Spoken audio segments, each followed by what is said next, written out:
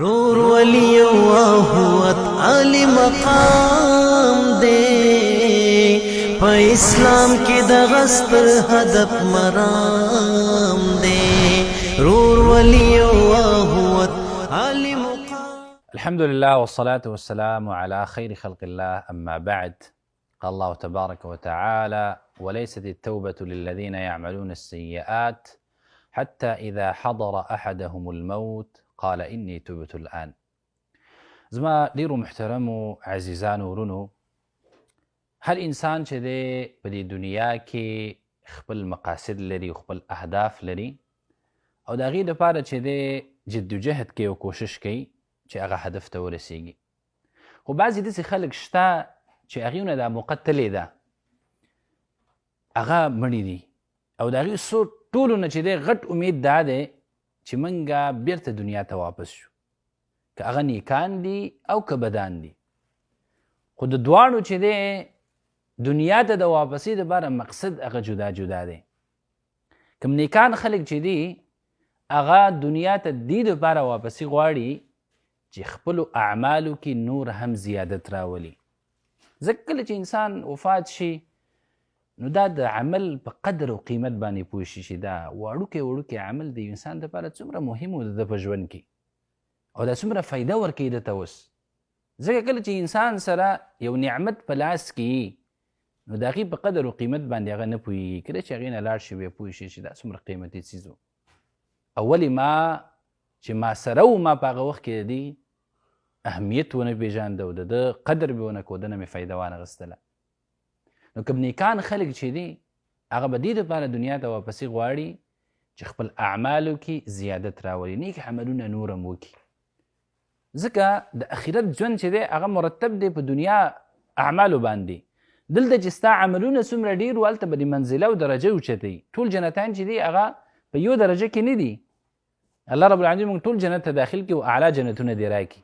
خو دا خبره یادول پکار دي چې ګوره هلته جنتیان و مرتبه جدا جدا ده، او هغه د دنیا په دنیا کې د ژوند تېرولو مطابق څنګه چې دلته یو انسان پرهیزګاري کړې ده، نیک اعمال یې کړي دي، د رب العالمین حقوق یې مدا کړي دي، د بندګانو حقوق هغې ضایم نه ده کړي، او کوشش یې کړی چې خپله زندګي هغه د الله رب العالمین په رضا کې تېره کړي. نو د هغې خلکو درجې چې دی اوچتې دي، د کومو خلکو قربانیانې چې ډېرې دي د دین دپاره، د الله د راضي کولو دپاره. او کوم خلک چې هغه عمل کې کمزوري دي نو هلته چې دی په جنت کې د هغوی درجې به هم کمزوري. د وجې نه حدیث کې راځي د شهید باره کې چې هغه به دا غواړي چې زه بار بار چې دی دنیا ته واپس شم او د الله په لاره کې چې دی زه شهید شم. دا ولې بار بار دا غواړي؟ ځکه د دې درجه او منزله اوچته ده د دې عمل. او د نیکانو باره کې راځي رسول الله صلی الله علیه وسلم فرمایي چې د هغې یو امید به دا وي چې زه خپل اهل خبر کړم چې زه چېرته لالمه، زه به کومو نعمتونو کې یم، نو تاسو هم چې دی هغه زما په لاره باندې روان شئ چې تاسو هم دې نعمتونو ته راشئ. او هر چې بدان دي محترمو هغه دنیا ته واپسي دې دپاره غواړي چې د خپلو ګناهونو بخښنه وغواړي. کوم اعمال چې دي وکړي دي الله یې ناراضه کړی دی، د وخت په قیمت باندې نه دي پوه شوي، نو دې دپاره واپسي غواړي چې یاره د دغه اعمالو اوس بخښنه موږ ته وشي. ځکه کله چې انسان وفات شي او یا هغه ته مرګ راشي نو توبې دروازه چې دی هغه وتړلی شي. که دا به ډېر افسوسونه او ارمانونه وکړي خو ده ته به توبه هغه هیڅ فایده نه ورکوي. دا کوم آیات کریمه چې ما ولستو په دې کې هم دغه خبره ده چې کله انسان ته مرګ حاضر شي او دا په دغه وخت کې به غواړي زه توبه وباسمه د خپلو تیر شوو ګناهونو باره کې، الله رب العالمین د انسان ته بخښنه نه کوي. او هغه خلک چې هغې وخت ضایع کړی، په غفلت کې تیر کړی، نو هغې به وایي لعلی اعمل صالحا فیما ترکت. هغه چې په غفلت کې ما نه نیک اعمال پاتې شوي وو، ما د هغې طرف ته سبقت نه و کړی، مخکېوالی مې نه و کړی، نو کاش زه دنیا ته واپس شمه او خپل وختونه چې دی هغه د الله رب العالمین په عبادت باندې را ژوندي کړمه. خو بیا موقع نشته. دغه ارمانونه دغه افسوسونه انسان ته هیڅ قسمه فایده نه ورکوي.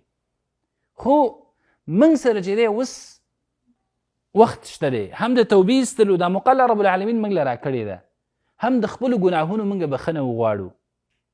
هغه وختونه چې موږ په لهو لعب کې ضایع کړي دي، د الله په غفلت کې ضایع کړي دي، نو د هغې بخښنه وغواړو د رب العالمین نه، توبه وباسو په صدق سره.